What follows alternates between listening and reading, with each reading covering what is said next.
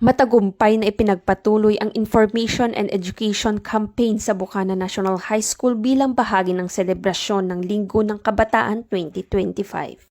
Sa ikalawang araw ng nasabing aktibidad, tinalakay ang mahalagang batas na naglalayong bigyang proteksyon at kaunlaran ang kabataan kabilang ang Republic Act 7610 or Special Protection of Children Against Abuse, Exploitation at Discrimination Act, Republic Act 10627 o Anti-Bullying Act of 2013 at Republic Act 9165 o Comprehensive Dangerous Drug Act of 2002.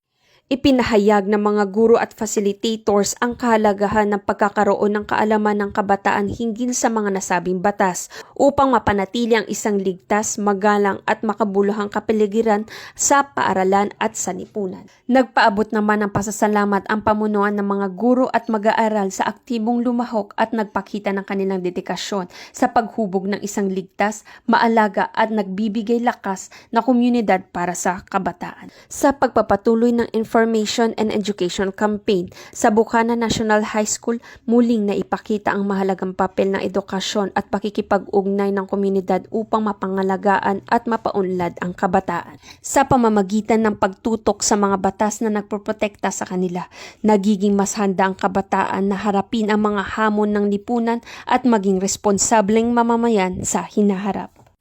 Mula dito sa Calapan City, Oriental Mindoro, ako ang iyong PNN Correspondent Patrolwoman Eloisa Joy Beredo, alagad ng batas, taga-taguyod ng Balitang Pulis.